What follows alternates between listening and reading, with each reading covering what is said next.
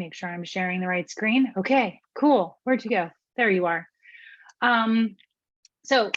Before we get started, I just want to let you know that you may have seen a little thing pop up. We have the live transcript enabled for this workshop for those of you who are attending in person or live, I should say. This isn't entirely accurate, just as a heads up, but it's something. You're welcome to turn on your camera if you'd like to. I love to have someone to speak to. Hi, Noah, nice to meet you. I'll be posting links in the chat, and also it will be in the slide deck, which I will share after the show. Okay, so go ahead and push that record button, Greg, if you don't mind.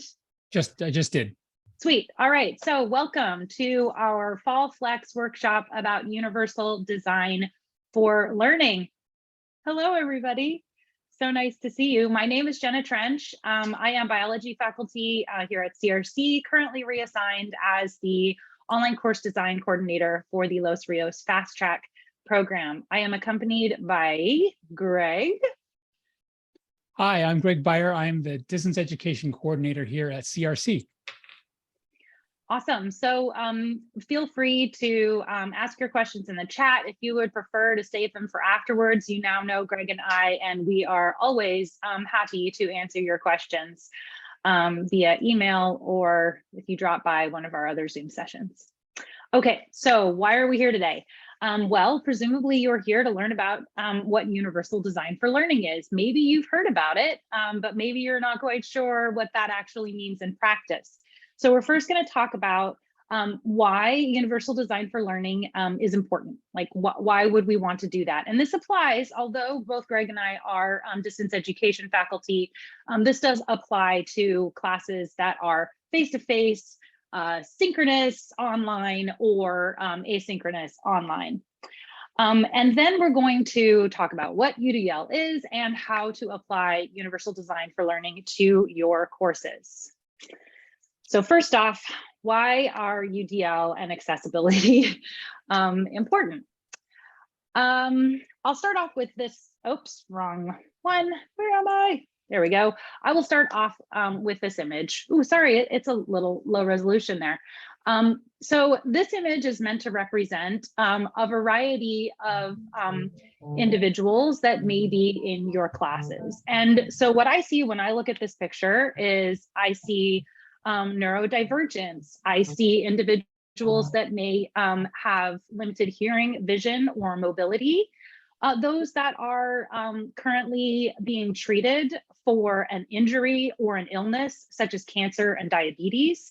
And all of these may result in individuals needing some kind of accommodation or having challenges accessing the content that we're using.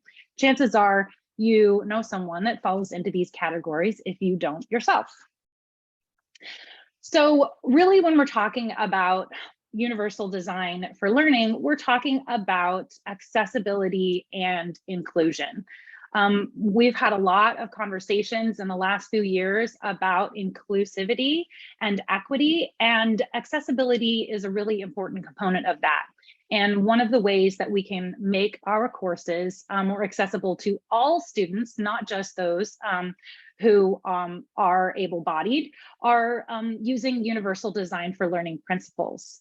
Think about your students for a moment, or think about a response that we may have had to a student who has come to us with accommodations in the past. They may not necessarily feel comfortable disclosing their disability status, and maybe they don't want to for other reasons. So when we create accessible content, when we employ universal design for learning in our courses, we make it a lot easier for those students who are uncomfortable disclosing their disability status to still learn along with the rest of their class. Okay, so for those students that do apply for support through the Disability Services Program, who are they? Well, this is taken from Hawk Dash yesterday. And it is showing us a breakdown in terms of ethnicity for students who are enrolled in DSPS. And really what we're seeing here is that the majority of the students that are currently participating in DSPS are students that are non-white, okay? The bulk of those are African-American and Latinx. And for those of you who are here and who are in STEM, we know that these students in particular struggle in our courses and also enter our courses at a lower enrollment rates. So historically, these groups already have lower success rates at community colleges, and add to that they are also potentially dealing with accessibility issues in their classes as well. We also find that first generation students typically enroll less frequently in DSPS.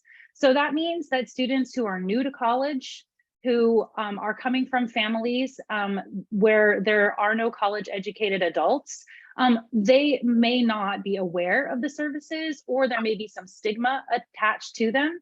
And so that means that we may have students in our classes who qualify for DSPS services, but who are not actually taking advantage of them, nor do they know that they are there. So this is just something to keep in mind in your classes when you're taking your surveys at the beginning of the semester, and you find out that some of your students are first generation students. Pay particular attention to them and their progress in the course, and see if maybe some interventions may be necessary. I don't mean interventions in a bad way. I just mean like, hey, have you considered like checking out DSPS? They've got all these amazing services, that kind of stuff. Okay. So we also find that for DSPS, the majority of the students that enroll are those that are at low or below poverty. And this particular image shows that while students that are in the low income bracket are enrolling in DSPS, they're enrolling in DSPS at lower rates than we would expect given their proportion of the student body. And for students who have accommodations that involve access to technology and access to specific tools like screen readers or screen magnifiers, or even special keyboards like Braille keyboards and that kind of stuff, not having access to those services can dramatically impact their success in the courses. So once again, when we think about designing our course materials and how those materials may be utilized or accessed by our students, we really want to think about cost and technology, because those can be big barriers for some of the students that enroll in our classes and in the DSPS program. Okay, so first section over. Now let's talk a little bit about what it actually means to employ universal design for learning. So one of the places where I got a lot of my research or a lot of my resources, I'm pulling up another slide here because I want to make sure that I share this with you guys in the chat. Apologies. This is a really nice resource. I also have it shared here on my screen. If I can pop you guys out of the way here. Here we go. This is the CAST UDL guidelines. And they have a really nice infographic here talking about what UDL is. And it's got a lot of great resources, including examples for how you can apply UDL in your course. So a lot of this information comes from the CAST website.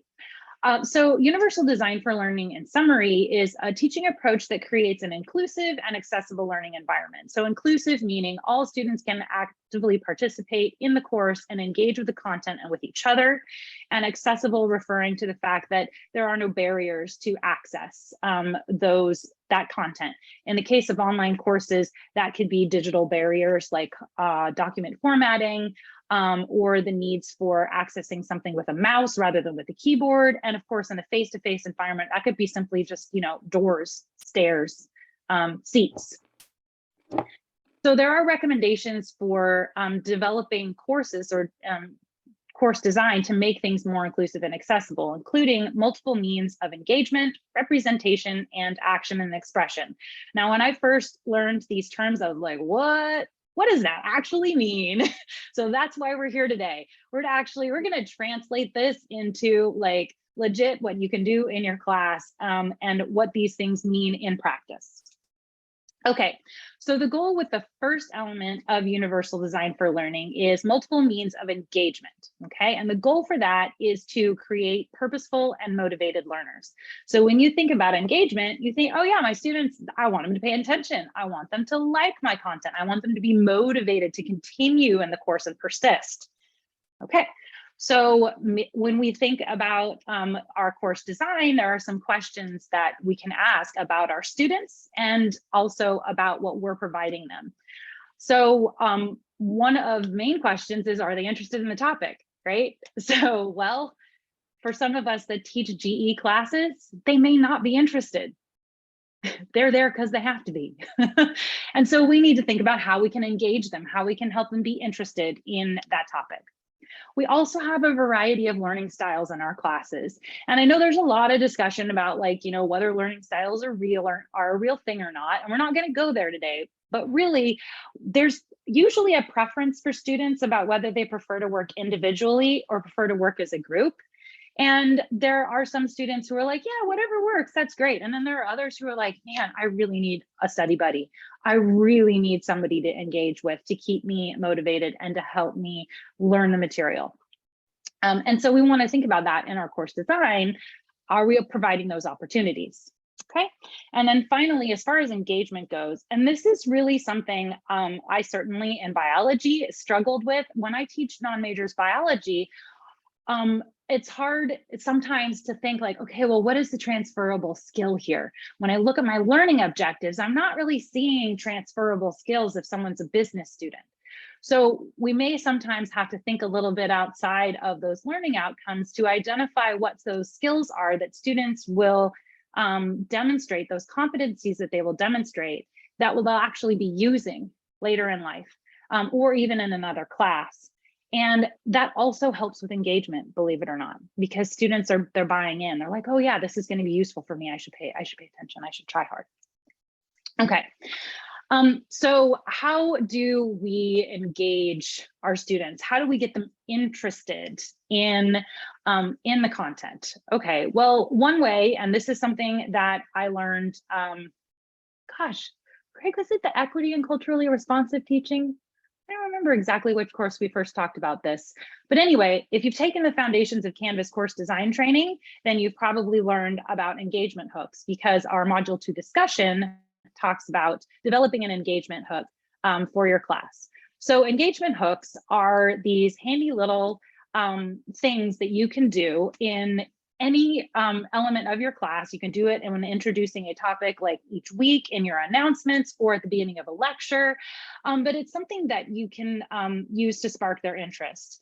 I specifically put an example here of climbing equipment because I am a former rock climber. And so I could, you know, if I wanted to talk about the fight or flight response, I could give an example of some crazy experience I had up on a cliff 5 stories high, and how, you know, like what my physiological responses were to that and how that actually translates into, you know, the content that we're learning. So there are ways that you can kind of engage your students with engagement hooks and get them started on the path to learning. So I want to take a little breakout moment here and ask if you have any good examples of engagement hooks that you've used in your classes that you find really effective at getting students to be excited about the content that you're about to teach. Anybody want to raise their hand and volunteer an example? I'll give you a moment to think about it. Jason, yes. So, I mean, a lot of times what I do, I mean, teaching anatomy physiology, it's, to me anyway, because that's what I teach, it seems like a pretty, I guess, easy way to kind of get things rolling when they come in is, again, with Biology 102. For those of you who don't know it, that is a lower level introduction to anatomy physiology. And we cover all the systems in one semester, and it's a lot of information. and it is more of a general ed type of situation. But I asked them, as we're entering into all this new information, has there ever been any time in your life where something has happened to your health, whether it's physical, from a trauma or something like that, where you just didn't understand what happened and you wish you had, or something about, how did you remedy that ailment? And that's what we're going to be talking about with the class. So in many cases, I do attract a lot of interest in that first session just by asking a question, something like that. So it doesn't always work, but along the way, it usually brings out some sort of, interest in the class. Thank you, Jason. I'm glad that you shared that. That's a really great example. Anatomy and physiology is easy that way because, we love to talk about our health or challenges that we've had with our health. It's like talking about the weather, right? It's that other thing that we have, like conversations at the dinner table about. So that I also use a similar technique in my discussion boards in my online version of 102, and it really helps pique students' interest. Thank you. Okay, so so once we have our students' interest, we want to keep them engaged, right? Keep them going the whole time through just that module or through the entire course. And interactions with peers and interactions with instructors really can help keep students engaged, because then they feel like they're part of a learning community where there are others that are that they are being they have a responsibility to the learning of their peers, and that they're also being held accountable, because we are regularly checking in with them to see to find out like how they are doing. Meaningful feedback is another great way to help students engage, to help keep students engaged, because if we're interacting with our students, either, right in a live session or on campus or even online, you can give students feedback both as they're developing a competency, but then also after they're trying to demonstrate that in an assessment or whatever. So being sure that it's not just like, give them a grade, good job, but a little bit more meaty than that, a little bit more feedback about, sometimes, the criticism sandwich technique works. You've really mastered this particular aspect. Have you considered blah, blah, blah? Now keep it going because you're on a great path here. And finally, another way to keep students engaged is to mix things up. Right? So we don't always have the same things going during the semester. Although consistency is very helpful, and I'm not going to downplay the value of consistency, but having assessments that are not just the same, like the same quiz every week, trying to mix things up, try varied assessments, and most importantly, authentic assessments. So we talked about the way to get students to, one way to get students to engage is for them to recognize that they're learning transferable skills. Authentic assessments are going to help students kind of tie the two together between concept and real life. And if you want to learn more about authentic assessments, attend our workshop tomorrow at 1 p.m. on backward design and authentic assessments. All right. So another element that can really increase engagement is collaboration. And man, I don't know about you guys, but I've really struggled with group work in the past. Students have really mixed feelings about group work. When it's low stakes lab experiment group work and students are collaborating with one another in a class, that's easy. Students seem to really get that. But when we start doing graded group work, then we often encounter challenges. Now, I'm not going to go into a whole workshop on group work here, but I can tell you that studies have shown that students that participate in collaborative efforts in their classes have increased engagement, knowledge acquisition, and problem solving ability. And as we know, most workplaces, 80% of the jobs out there require some form of collaborative work. So we are preparing our students for the workplace when we ask them to engage in collaborative work in the classroom. But one of the keys to having successful group work, whether it be graded or ungraded, is to make sure that we're setting clear expectations for participation and etiquette. And I'm going to copy another link here. And this is a link to an infographic that is a netiquette infographic, but it's a good place to start when talking about setting expectations for group interactions. And the nice part about this particular infographic is that it has an accessible alternative. So for users who cannot access the infographic because they may not be able to see it, there is a text version of it for the students to access. If you are interested in group work and want to learn more about it, I have another link here that you may find helpful. And this is from the University of Waterloo Center for Teaching and Excellence. And they have a whole lot of really great resources for implementation of certain teaching techniques, not just group work. There's other stuff there too. So as far as group work goes, have any of you tried it? And what types of group work did you use?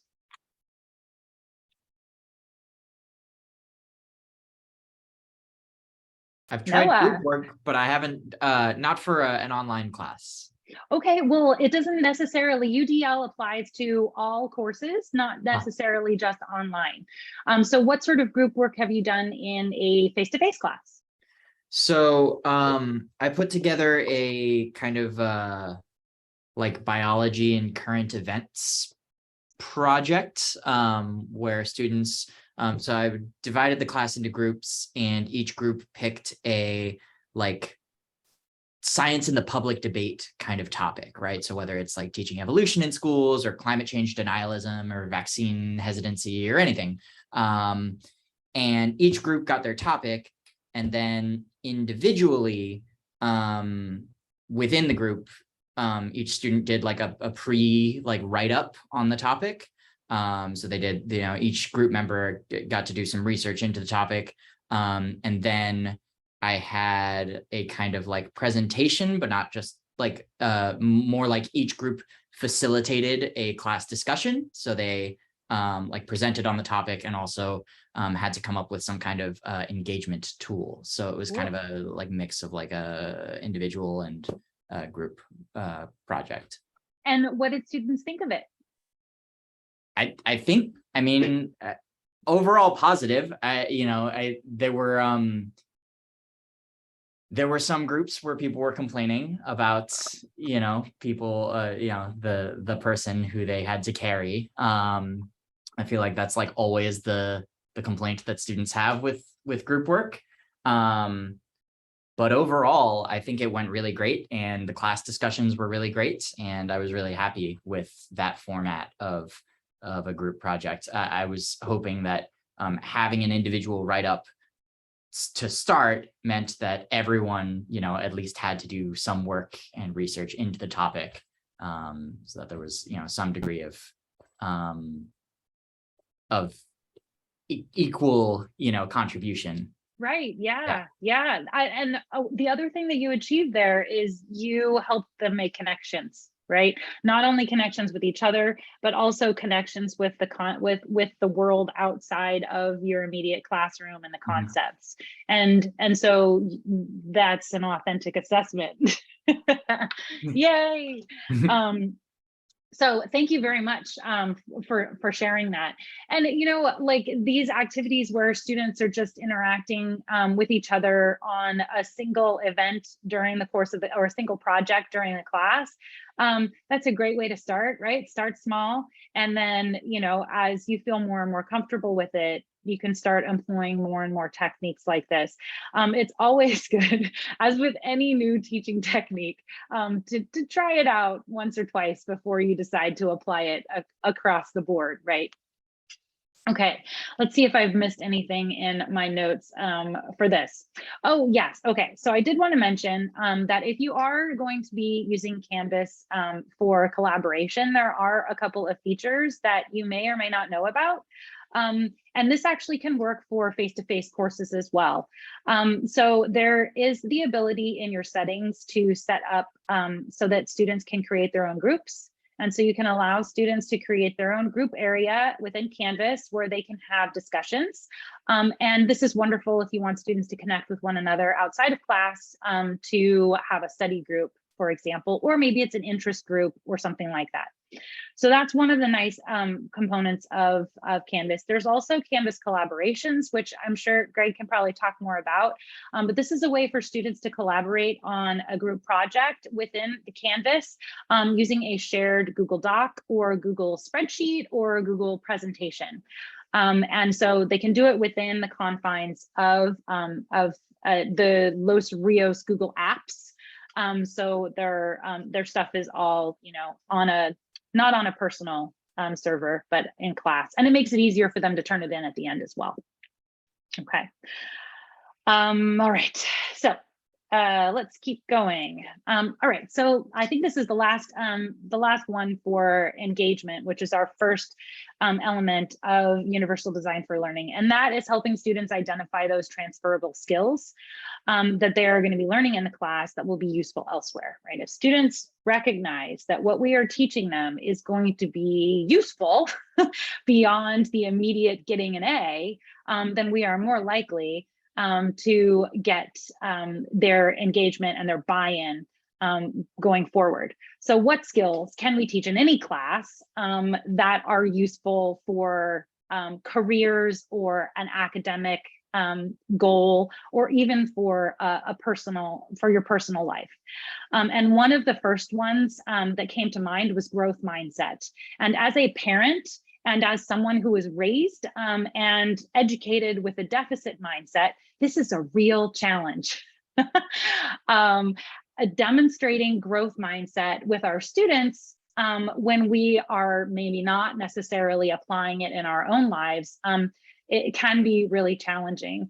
So this is an opportunity to explore what the growth mindset is, and then also, you know, try to use it a little bit in our own lives.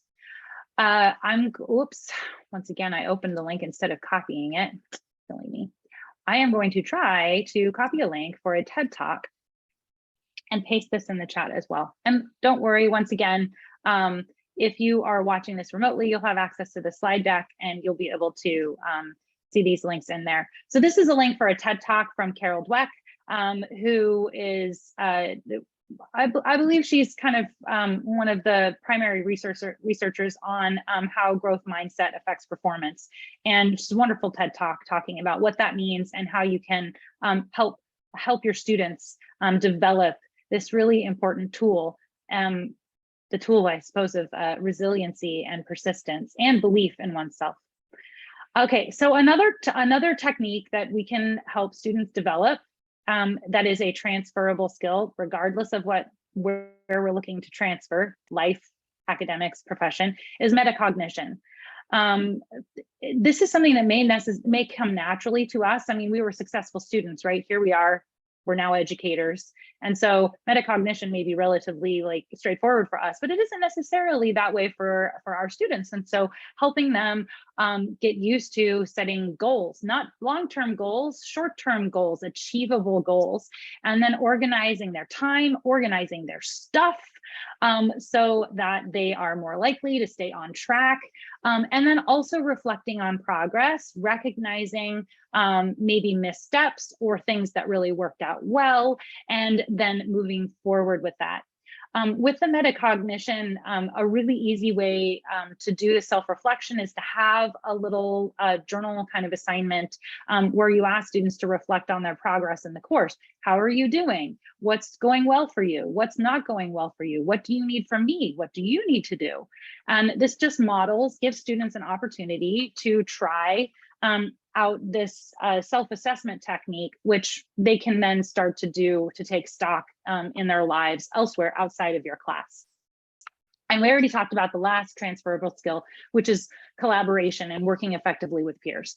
We all know that we can't really get by in the workplace without working with our peers. And so the earlier we start practicing that, the more effective we will be later in life as employees, if effectiveness is our goal, of course. Okay, So do we have any questions about what I talked about with engagement before we move on to the second realm of universal design for learning, which is representation? Yes, Jason. Yeah, Jenna, so with metacognition, I mean, I try to convey to my students that, you know, a lot of times recognizing what, you know, they don't know as opposed to what they're trying to learn is kind of a way to get them to dive a little deeper into what they're learning. Do you have any links to websites that go into how to get them to do that? Because that's honestly one way or one area where I feel like I do kind of. Sure. The link that I just sent to you is again from that I just posted in the chat is again from the Universal Oh, okay. University of Waterloo, and it's teaching metacognitive skills. And so it talks about techniques that you can use, and including like in your own life, but then also instructional strategies for how to do that. So I would say that that's probably a good place to start, and that may help you identify some areas that you want to do further exploration. Yeah, thanks. You're very welcome. Okay. The next element of universal design for learning is multiple means of representation. And so the goal with this particular aspect of UDL is to create resourceful and knowledgeable learners. So in some ways, this is kind of about, the content of your course. And it's helping your students become essentially the owners, taking ownership of their learning. Okay, so one of the major questions that we want to ask about representation and the things that we can do to help our students is think about what media we are using to facilitate learning, right? I am using a PowerPoint right now. Well, it's a Google slide, okay? But, you know, like I'm relying on a single element, a single media type to facilitate learning. Granted, I have images in there to try to, you know, like help make those connections, because having a visual and a textual element can sometimes help. But think about what other options you can provide, because there are likely students who may be really great students, but not great readers, or slow readers, or they use a screen reader, which can slow things down. So what options can we provide to our students to make engaging with that content a little bit easier? And then thinking about the additional support that we may need to provide our students. I know in my GE biology courses, one of the first labs that we have is on measurement and graphing. And some of my students haven't yet taken a course where they are asked to graph. Or decimal places and fractions are really intimidating. So what resources can I provide to my students to help them feel comfortable with the new learning that they're making while they're filling in some empty spaces on the back end? And finally, we want to make sure that whatever content we provide, be it face-to-face, synchronously, online, asynchronously, that it is accessible. Okay, so first let's talk about providing options as far as content goes. Now, when we're talking, okay, I could be wrong here, but I'm guessing that most of us that teach face-to-face now in person are still using some kind of media to support our instruction, right? We're using imagery, video. We may be playing animations, using a slide deck, something along those lines. So this still applies, even if we're not teaching online, if we're not posting our stuff online. This is still relevant. So hopefully I don't lose those of you who are teaching exclusively on campus. I think this is still definitely relevant. Okay, so one of the primary recommendations in this area for universal design for learning is to display content in a flexible format. So flexible as in there are options for consuming that information. Print format, for example, is inflexible. It's just paper with words on it, right? That there's no other option for accessing that content For a user who reads Braille, can they use that piece of paper that we've provided them? Right, they can't. So digital content, on the other hand, is far more flexible, and we will talk in a little bit about how we can use tools within Canvas to ensure that that digital content is accessible. And I'll also show you how students can access that digital content in different ways depending on their needs. But regardless of what we're doing, when we create digital content, we want to make sure that we're aiming for a mix of media. Some learners do best by reading text. They don't even reference the pictures in the textbook or on a website. Other learners really thrive on images, and they could do a whole textbook or a whole website just on the pictures alone. Okay, video and audio are also useful. I don't know about you, but I've heard from students, I really like to record your lecture because I want to listen to it later on when I'm doing blank. And so, well, that's wonderful for the students, once again, who are able to consume audio content, but that's not necessarily going to work for all students, either because they live in a really noisy environment or because they are deaf or hard of hearing. So once again, we want to make sure that we provide students with options. And we'll talk a little bit more about that when we get to the accessibility part in just a moment. Okay. So when we're talking about providing support for our students in terms of, oh goodness, my my mouse is all over the place today. So when we're talking about providing support for students, and this is one of these things that when I work with folks on aligning their course with the CVC OEI course design rubric for the online courses, we often talk about incorporating additional support throughout the course to anticipate students' needs and then provide those resources at the time of need. And this applies really to any course, regardless of modality. So we want to think about those sticking points, those areas that could be a challenge for our students, or where we have in our experience of teaching this course for a while, recognized where there are some gaps that we could help fill in. We can provide resources on those skills that students need to be bringing in to complete the work for the course, or concepts that they may need a little bit deeper understanding of before they can move on. So for some examples of that, right, in any class, but certainly in a class where there is a writing requirement, we might want to provide them with resources on grammar and citation. And that could be simply putting a link to the library guide about MLA or APA, right? So just thinking about anticipating those needs. In biology, we certainly have math skills that may be necessary, but not necessarily a prerequisite. So we can anticipate that by having some additional resources prepared for our students. Reading, helping students understand how to read a textbook. I know that that's always been a challenge in the GE biology courses, is finding, giving students the tools they need to use a textbook effectively and how to learn from a textbook if they want to learn that way, and then, you know, annotating and all that kind of stuff. So there are some things that we can show our students that will help provide that additional support. Studies have shown that graphic organizers are a really great tool to help alleviate boredom, right? The redundancy of constantly the same text, reading text over and over, but they can also help develop that understanding and organizational skills that we want them to have anyway.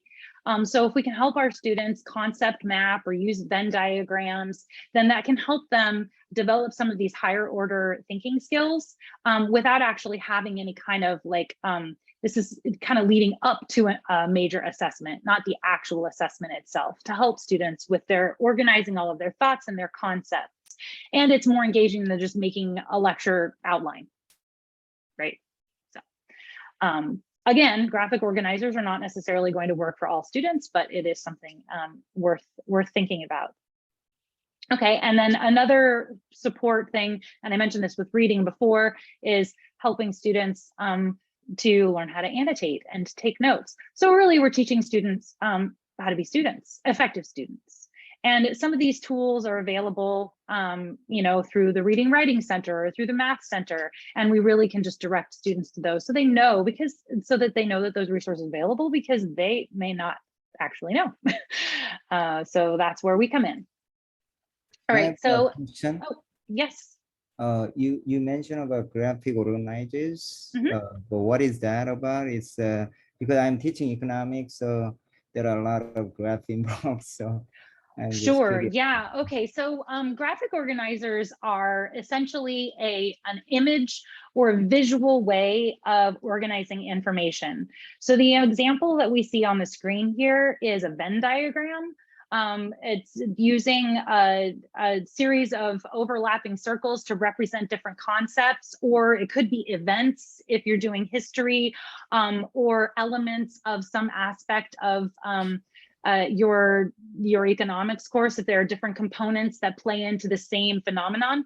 And so we can use these graphic organizers to help students pull from all the places that they've been learning and consolidate their thoughts in one place to answer a larger question, or to identify similarities, to do compare, contrast.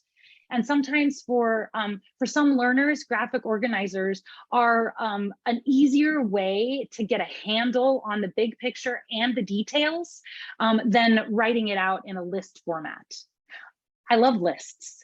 I have never been terribly good at graphic organizers. It's just not the way my brain works. But just because I'm not excelling at it doesn't mean that my students might not benefit from it, right? As far as economics, I know you guys do have a lot of really complex figures.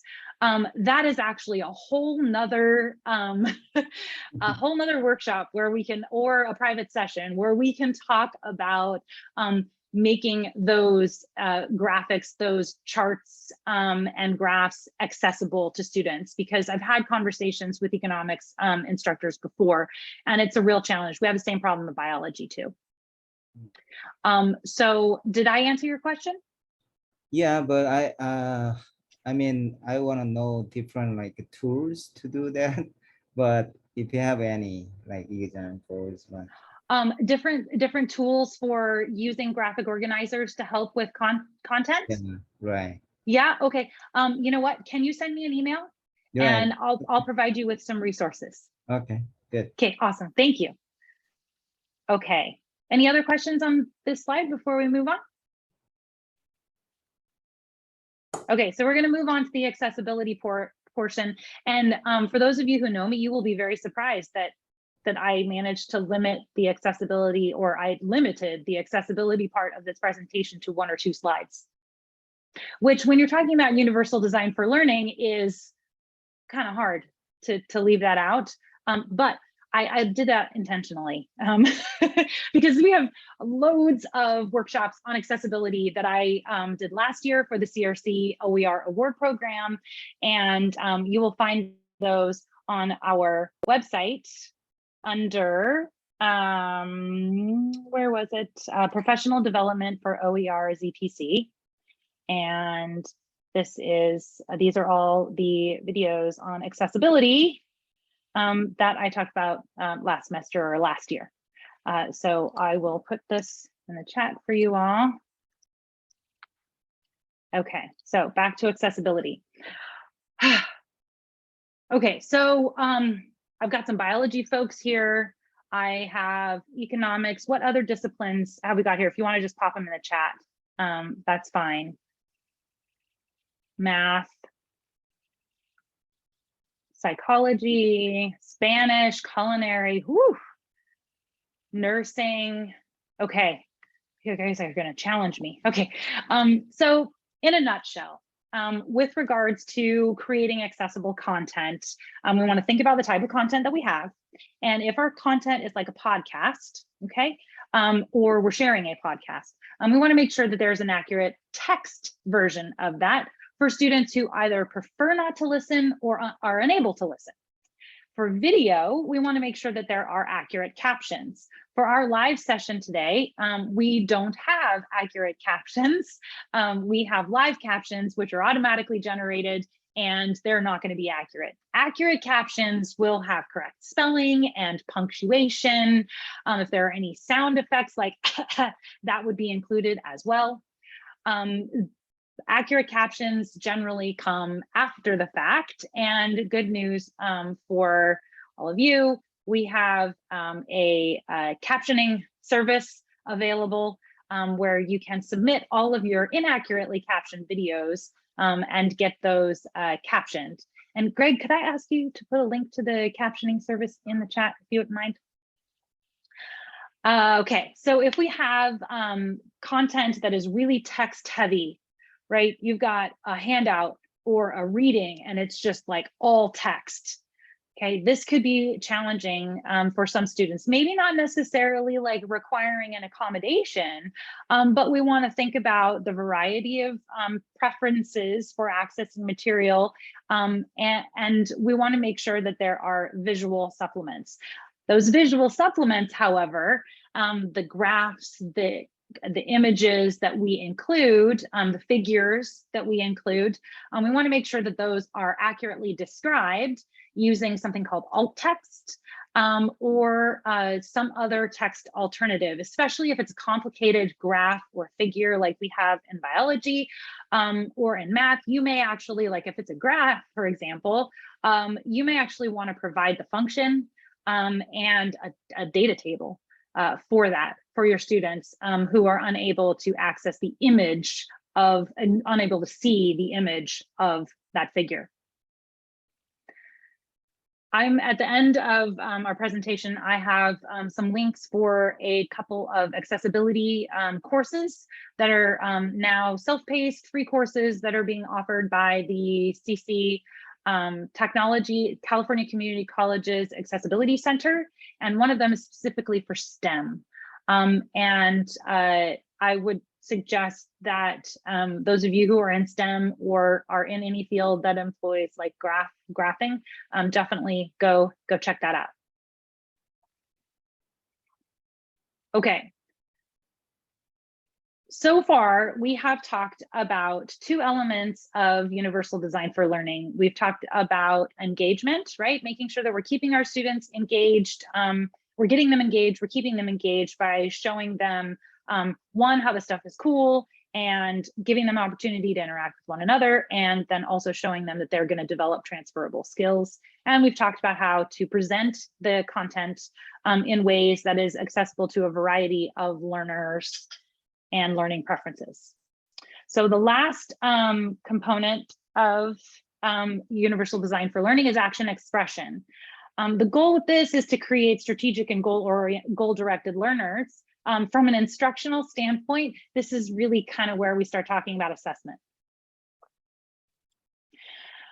So as far as action and expression goes in terms of practical application, we're looking at the way that we communicate, the way that we assess, the way that we prepare, and the options that we provide our students as they are being assessed or communicated. So we'll go through these one by one, and please stop me if you have any questions. So in a distance education course, communication becomes a really key part, because we're not teaching correspondence courses, right? We are teaching courses that need to have frequent and regular substantive interaction. It's called regular and substantive interaction. It's a requirement with Title V. But I mean, this also applies. Having frequent and substantive interaction also applies to an on-campus course. If we have a classroom that has 100 students in it, it is very difficult for us to have regular and substantive interaction with those individual students. So what tools will you use to interact with your students in that gigantic lecture hall? Maybe it's not going to be taking place in the lecture hall, right? Maybe it's going to be taking place in other ways. This isn't necessarily a requirement, but this is certainly something that is advisable. Again, because we learned that we want to keep our students engaged. And one way to keep them engaged is for them to know that we care about their success and that we're communicating with them. So another element of communication is setting clear expectations, not just for communication, like how they're gonna communicate with you, but also how you're gonna communicate with them.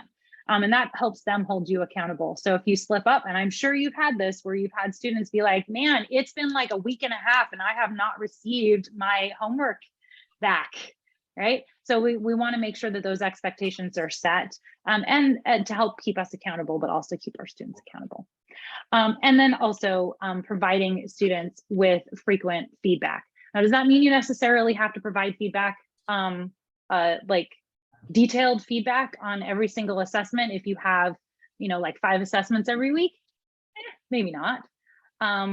But you definitely want to be giving your students some sort of feedback on their progress so that they know how they're doing, besides just looking at a letter grade. And there are lots of ways to provide feedback besides just like text-based feedback on a paper submission. So if your students are submitting stuff online, SpeedGrader has a really nice annotation feature, which unfortunately is not accessible. So if you know a student has an accommodation that may involve the use of a screen reader, then you might want to provide them with perhaps audio feedback, and you can add audio feedback in SpeedGrader as well. So there's a lot of options there, and mixing it up a little bit can really help keeping students engaged. All right, so this next one, another rock climbing reference. Oops, where'd I go? It disappeared again. Oh no, come back. There we go. So imagine, well, take a look at this image. How does it make you feel? Exhilarated? Terrified? Palms sweaty, heart thumping, elevated respiration rate. When I look at that image, I get really excited, and then I think about how far down that is. And I think, don't look back, right? Don't look down. And my hands are just sweating. I mean, I've climbed a decent amount, but I still, like, that makes me, I can't even watch that like climbing movie with the guy free soloing El Capitan. I can't watch it. It terrifies me. The point of this is that think about your students when they find out that there is just a midterm and a final. And that midterm and that final are these cliffs. And it's the equivalent of taking a climbing course, having a bunch of videos showing you how to do climbing. And then the first time you get on the cliff is when you have to climb all the way to the top of the cliff, right? So we want to build our students up and help them develop the skills that they need for climbing to the top of the cliff, and know that they also have a safety net. They've got a rope that's going to catch them if they fall. And one of the ways to do that is to build a set of assessments that have both the low stakes variety and the high stakes variety. So which one do you think is a formative assessment? Low stakes or high stakes? Chat's fine. No, right? So formative assessments are the low stakes assessments. These are going to be, I'm getting like feedback. Are you guys hearing feedback?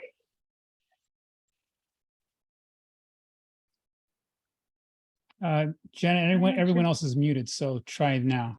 Okay, thank you. I was just checking to see the muting. I don't hear it. All right, awesome. So formative assessments are going to be those assessments that are lower stakes. Those are the frequent ones, the ones that you will probably have on a regular basis. And they don't necessarily just have to be like a quick quiz. There are other options for this as well. And then there are the summative assessments, and those are the climb to the top of the cliff assessments. The formative assessments, they provide the safety net. They provide the skills that are necessary to climb to the top of the cliff. So what types of formative assessments have you used in your classes that you have found to be helpful for your students? Any volunteers?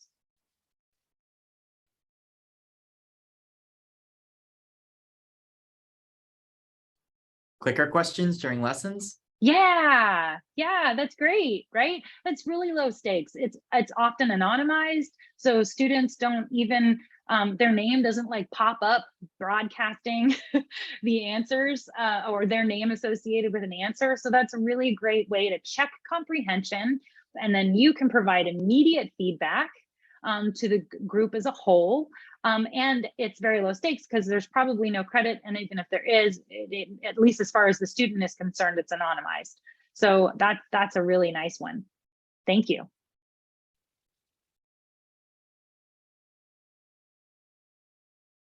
You can actually use those when we were talking about self-assessments earlier and metacognition skills, you can use those as formative assessments as well. Those can be low stakes assessments where a student can reflect on the competencies that they've developed so far, and knowing what's coming, they can identify the skills that they have yet to develop and identify a plan of attack to get there.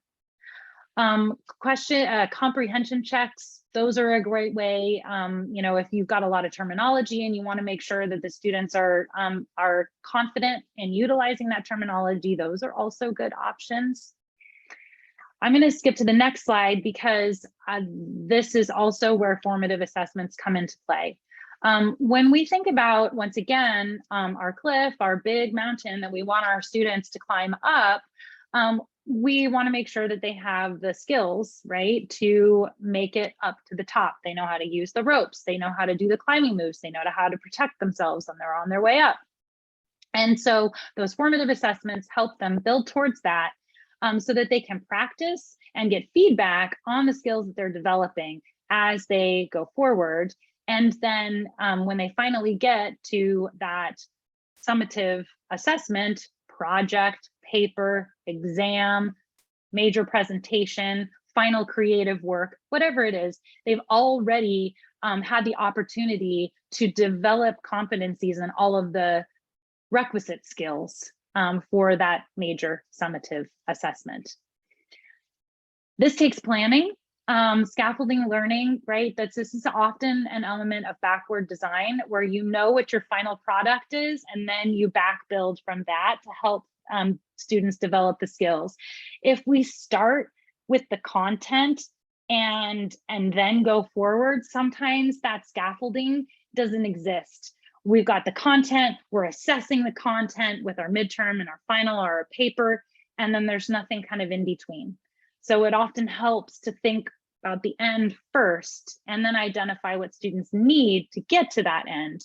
And that's the scaffolding. Does that make sense? Am I making sense? I see a nod and I kind of, So for example, if I'm going to give an example, and we've got an English faculty in here who is currently a part of Fast Track, who has really awesome scaffolding in their class, but I'm not going to call them out because I don't want to do that on a recording. So anyway, an excellent example of scaffolding an assignment, let's say it's a paper or a research project, right? You are going to have, you can ask your students to first select their topic. What is it that you would like to compose your essay on? What is your research topic of interest? Writing a thesis or identifying the sides of the argument associated with that question. And then they write an outline. So they're kind of fleshing things out a little bit more. And then maybe they submit an annotated bibliography or a list of sources, and you can give them feedback on that. Well, hey, that's a great one, but I don't know if Wikipedia really quite applies, right? And then move on and have the students write a draft that they submit for peer review. And then finally, they submit their project, and they must show that they have incorporated the feedback from the peers into their final project. And so we've helped the students build up to that final research project or whatever it is. It doesn't have to be a paper, it could be a presentation, could be a website, where they've developed the skills along the way. Questions about that? Okay. All right, so this is a controversial one. So flexible submission. So one way to accommodate a variety of learners is to consider opening up your options for the format of student submissions. In my biology class, for example, if I wanted students to do a research project, I wouldn't necessarily limit them to doing a paper. I could ask them to do a presentation or to build a website, which can be done in Canvas, on a Canvas page or a series of pages. I could ask them to develop an infographic for public consumption. I could ask them to conduct an interview and record that interview on a video. So there are a variety of options that would allow students to choose which one that they feel the most comfortable with. And then using the rubric that I provide about the specific competencies or content that they're supposed to address in that product, it allows me to still grade to ensure that they're meeting their learning objectives while giving them some flexibility as far as submission type. Now, in a course that has a very strict writing requirement, that's probably not really going to play well. But for courses that don't have those strict writing requirements where students have to write a certain number of words by the end of the semester, we can really think about opening up the options a little bit so that students can choose something that they already are engaged in. Like if they're really into podcasting or vlogging, then then maybe we give them the opportunity to do that. Has anybody tried this, and how did it go?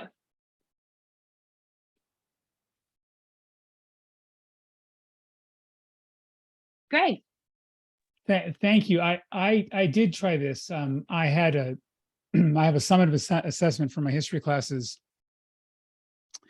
and I encourage my students. I even say the word encourage. You don't have to do a final paper. You can do a final presentation, whatever. And I am still, first of all, I get very few students who do videos. They will do PowerPoints or Google Slides, but what I have not yet done is, as I'm so focused on writing, I'm not yet ready to feel comfortable in assessing the achievement of course learning outcomes with a PowerPoint, because I then get into judging the quality of the PowerPoint and whether or not it's a good use of images or theme or whatever. And then also in history class where primary sources are so important, throwing up a picture that someone grabbed from a GIF that they found of of a person or an event from the past, it's kind of hard to fit that in, and I find myself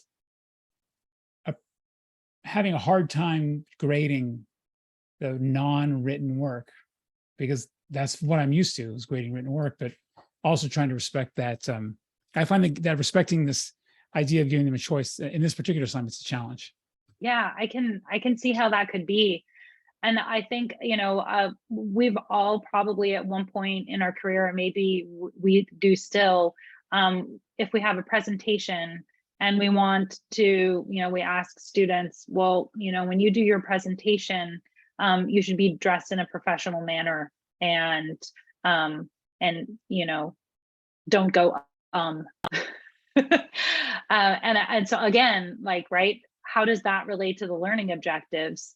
And so I can totally see how it's very hard to divorce ourselves from the judgment of quality, I suppose quality, versus how they've met the learning objectives. And so in theory, maybe not in practice, but in theory, right, that's where the rubric comes into play, is somehow we need to find a way to write the rubrics and our expectations of the assignment clearly enough that regardless of what modality the students present in, that we can still assess whether they're meeting the learning objectives. And I can see how in a PowerPoint that might be hard because maybe communication is an important part of that. And a PowerPoint doesn't have that communication component, the ability to discuss this, right? It's a bulleted list. So maybe the full flexibility isn't a good bet. Perhaps maybe it needs to be a voiceover PowerPoint so that you can judge it more. I don't know, just thoughts. Yeah. Okay. Also, I have Oh, a yes. thing to say is sometimes give a student the flexibility of the submission of the format, like different files. But I prefer to have a Word document than the PDF because it's hard to give them feedback. So sometimes, yeah, there are some a non-flexibility in that sense. Sure, yeah. So for giving feedback to students, there are a couple of options.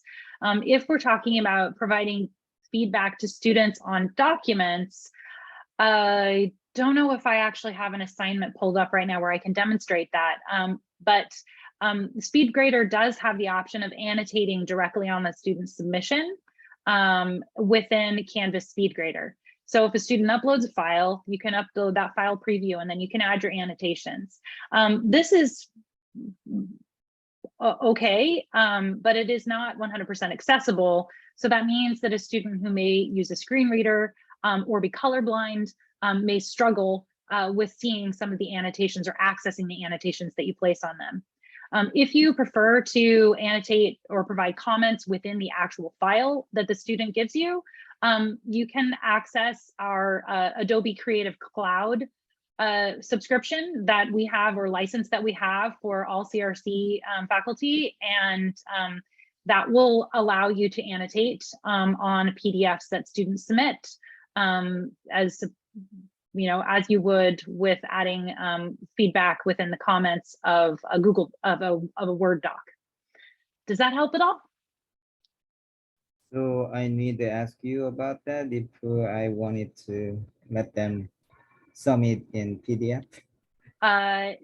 So I will, or Greg, would you mind, do you have access, or do you have the link for the Creative Cloud license, or can you locate that? I can, yeah, but I'm happy to demonstrate the SpeedGrader thing if you'd like. I've got something pulled Oh, up. you have something? Oh, perfect. Yeah. Okay, I'll stop my share. Okay. So in Canvas, if we have our students submit a file, the students can submit either a Word document or a PDF. They can submit directly from Google Drive. We can control which formats we'll accept. But in any case, when the students have submitted, so here's an assignment that has one submission that's ready to grade. And if I go to SpeedGrader, that file is there. So there's a file that my students submitted, and the annotation tools that Jenna mentioned are up here. So I can select something and I can add a comment. And as I'm making these comments, actually these are live, so the students are seeing them right now, but when I give the grade to the students, they can pull this up and they can see, oops, let me do the strike through account. Here we go. Right, so I'm doing some inline editing. And again, this is all accessible or available to my students, maybe not accessible. The other thing that Jenna mentioned is, right, here's a comment field where I can write comments that are general. And then in addition, I can add media. So I can open up my recorder here and I can record a video, which students really appreciate. I can also turn off the webcam if it's late at night, perhaps. And I can just do an audio only commentary to my students. So we have a lot of flexibility in terms of what we, how we give students students our feedback. Yeah. For my case, like for the group discussion and then discussion board, I use it and I let them submit in there, but it doesn't go to the, I think, the SpeedGrader. If you type actually on the discussion board, it's show up on the SpeedGrader. Oh, but actually, I ask them to post it. So attached it. So in that case, it doesn't connect to the SpeedGrader. in Canvas, a graded discussion does appear in the SpeedGrader. So if I go, so if I go to, okay, I'm not sure where I'm going here. Jenna, forgive me for hijacking your presentation here. No, this is support at the time of need. Yeah. So if I create a discussion and I make it a graded discussion, right? And then my students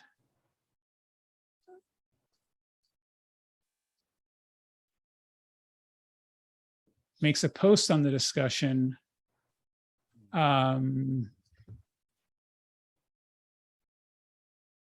Sorry, I'm finding some, here we go. So my student posts on the discussion. When I go to grade this discussion, I love this thing you're about to see is the student doesn't show up, of course. Why? I don't know why. That is a failure. Of course, that happens. The tester. That's but I understand that part. But if you actually students submit it with the attachment, then it doesn't show up on the speed grader, I think. That's right. Attachments to discussions do not show on SpeedGrader. Yeah, That's correct. that's why I use Word doc prefer better than the PDF in that case. So if the objective for that, for having students post attachments in a discussion post is for students to give feedback to each other, is that what the objective is? Yeah. They work together, and then final product they submitted. One person submitted as a group leader. Yeah, that's right. what they do. So options for that would be to create a collaboration or a Canvas group within Canvas where students can collaborate on a Google Doc, and then they can upload that as their single submission. Yeah. So that could be an option there. And they, when they have a collaboration, when they have a student group, they also have their own dedicated discussion area where they can still talk about it and then work on this Google Doc simultaneously. Yeah, that's what I do. So that's what I'm saying is a PDF is sometimes not a great to give feedback. Got it. Okay. All right. So let's go back to the presentation and we'll just finish this up because I want to be respectful of your time. Okay. So one more plug about accessibility, and this is wrapping up our last part of the action and expression, is we want to make sure that students have access to accessibility tools. Accessibility tools on Canvas include things like Ally. And Ally, if we go over here to this particular page, so this is a page that I've got in Canvas, and you'll notice that there's this little A here next to the title of the page. And this is, let me go into student view because it's even visible. Oh, of course not, because it's not published. Let me try that again. Publish, student view. All right, so when a student is in here, oh, of course, because I haven't completed. Okay, you get the idea. You can see that little Ally thing there. When I click this, I have options to take this page, right? Enzymes lab background information, and then I can download, if I'm a student, I can download an alternative format of this, electronic braille, audio, an EPUB, which is just basically like an HTML file that can be read on an ebook reader, and Beeline Reader. Beeline Reader is wonderful because it actually uses color coding to help students track between lines. And it's a feature that's used in LibreText as well. I love it. It helps actually keep engagement. Very cool tool. So anyway, these options are available to students in Canvas for pages and also for files. So I can select this document and I can access the alternative formats, and it will give me, again, those selection of options for the document that I've provided. Now, garbage in, garbage out, as they say. So if your content is not accessible to begin with, then the alternative formats that Ally provides are not going to be very accessible either. So there is another tool that you can use, and I'm just going to go in here really quickly because I know I'm running out of time. Just want to show you the other accessibility tools that you as an instructor have access to. You'll notice this little person here. This is the Canvas Accessibility Guide, and there's a little editor status bar, and that tells me how many errors I have. I can choose to use this one, or my suggestion is to use the Pope Tech Accessibility Guide, because it allows me to identify essentially what all of my errors are. I'm going to go on this first one because I want to show you something. So I put in some equations down at the bottom here for all of you who use equations in your courses, two different ways. First way, I used the equation editor within Canvas. This is the alt text that is read for a student using a screen reader. So if they can't, if they're not looking at the screen and they're listening to the screen being read, it will give them this as an alt text. It may not necessarily be helpful. I can rewrite that no problem, but you don't have to.